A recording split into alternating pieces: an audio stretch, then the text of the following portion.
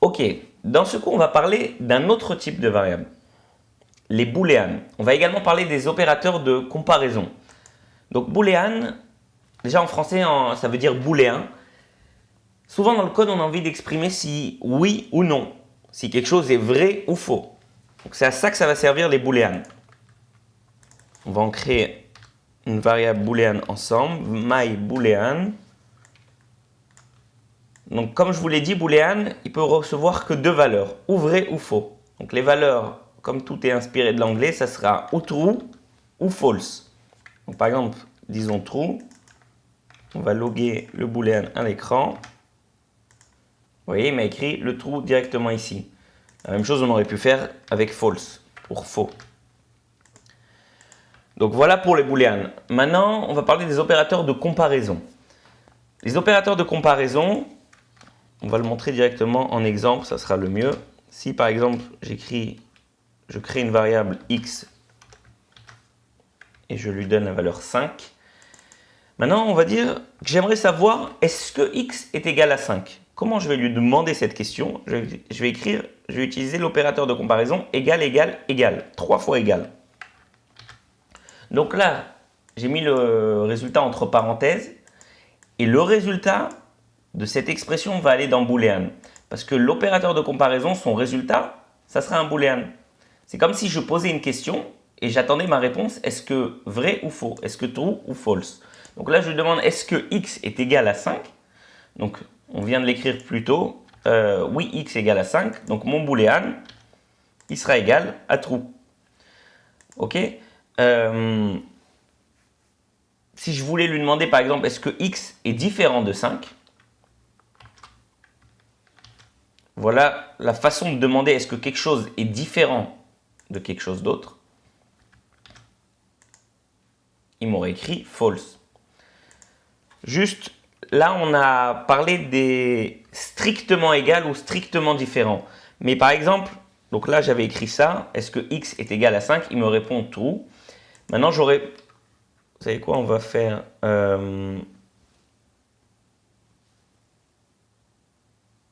le mieux... Je sais ce qu'on va faire. Je vais lui demander est-ce que x est égal à 5, mais pas 5 le nombre, 5 la string. Ok, vous voyez que x c'était un nombre.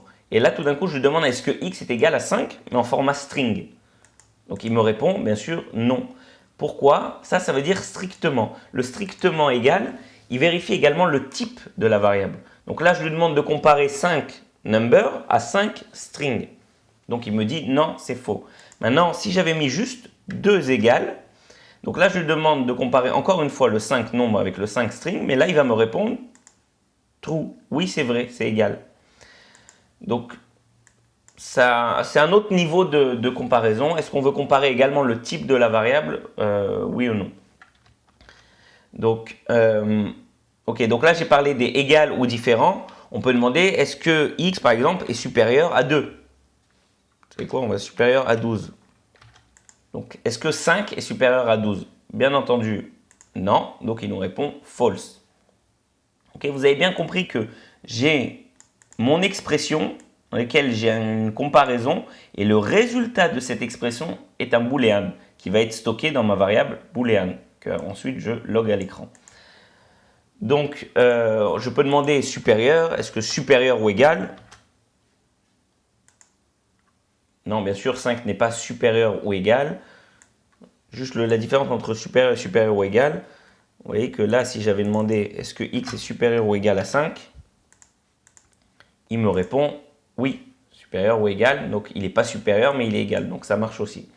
Donc, on a la même chose avec inférieur ou égal. True. Mais si je mettais juste inférieur, strictement inférieur, il me répond false. Ok, donc voilà pour les opérateurs de comparaison. Maintenant, il y a une autre façon qui permet de lier plusieurs questions dans une même question. Je m'explique. Si vous voulez demander, est-ce que... On va créer une autre variable. On va appeler y. On va lui donner le nombre 12. Maintenant, je veux savoir, est-ce que x, il est supérieur à 3 ? et y est inférieur à 15. C'est-à-dire que là, je veux savoir deux choses. Ce et, il permet de dire, en gros, le et, il donne true. Il va dire oui, c'est vrai si les deux parties sont vraies. Il suffit qu'une des parties soit fausse pour qu'il réponde non, toute l'expression est fausse. Donc là, en l'occurrence, oui, x, il est égal à 5, donc il est bien supérieur à 3. Et y, il est inférieur à 15 puisqu'il est égal à 12. Donc il va nous répondre true. Maintenant, si je lui demandais est-ce que x est supérieur à 3, oui, x, il est bien supérieur à 3, et que je lui demande si y est inférieur à 10. Ça, c'est faux. Y, il est égal à 12. Donc il n'est pas inférieur à 10. Donc, qu'est-ce qu'il va me répondre? Sur toute l'expression, il va me répondre false. Donc, encore une fois, le et, pour qu'il soit vrai, les deux parties doivent être vraies. Il suffit qu'une des parties soit fausse pour que le tout soit faux. Donc, bien entendu, si les deux parties sont fausses, le tout est également faux. Maintenant, si vous voulez demander est-ce que quelque chose est vrai ou quelque chose, parce qu'on peut demander et quelque chose, mais on peut demander également ou quelque chose. Comment on va écrire le ou? On va mettre deux barres verticales. Donc en général, ça se trouve sur votre clavier au-dessus de entrée. Vous en mettez deux comme ça. Donc là, qu'est-ce que je lui ai demandé? Je lui ai demandé est-ce que x est supérieur à 3 ou y est inférieur à 10. Donc là, il y a ça qui est vrai et ça qui est faux. Donc qu'est-ce qu'il va me répondre? Vrai. Pourquoi? Il suffit qu'il y en ait une des parties qui soit vraie pour que toute cette expression devienne vraie. Donc, le et, il suffit qu'une des parties soit fausse pour que toute l'expression soit fausse. Et le ou, qui est écrit comme ça, le or en anglais, il suffit qu'une des parties soit fausse pour que une des parties soit vraie, pardon, pour que toute l'expression soit vraie. Ok? Donc, je répète, le et, si on a, vous savez quoi, je vais faire un petit tableau récapitulatif. Le mieux, ce qu'on va faire, voilà, je vais vous écrire le résultat directement ici. Par exemple, true et true, c'est égal à true. Alors, on va voir toutes les valeurs ensemble, toutes les valeurs possibles. Ok. Donc là, on va s'arrêter là pour le et. Et là, on va vérifier le or.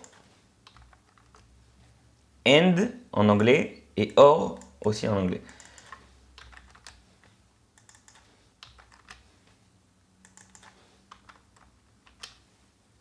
Voilà. Maintenant, est-ce que true et true, c'est vrai? Donc oui, c'est vrai. Est-ce que true et false? Ouais, on va d'abord écrire toutes les valeurs possibles.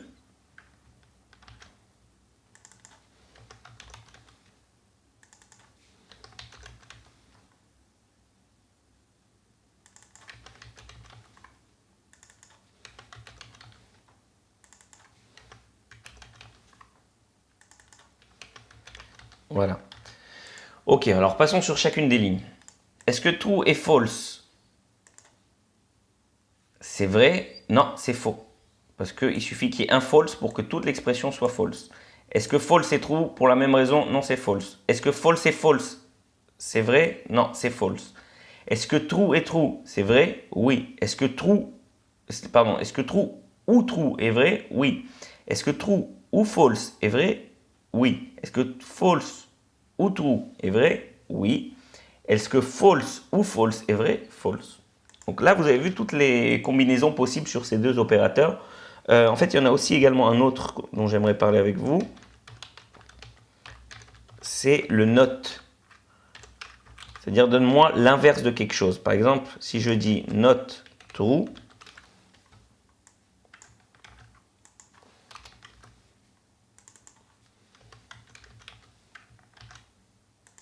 on va se faire des lignes de séparation pour bien comprendre quoi et quoi. Console log.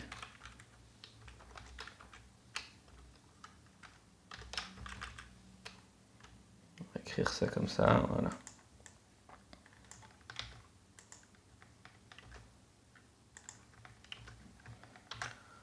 Ok, je rafraîchis la page. Ok, donc là, on a parlé des deux premières catégories. Et la dernière, ça permet de donner l'inverse de ce que ça aurait été, c'est-à-dire not true. Donc not true, c'est false. Et not false, c'est true. C'est ce que vous voyez ici dans ces deux lignes. Donc voilà pour tous les opérateurs de comparaison qui donnent des booléans.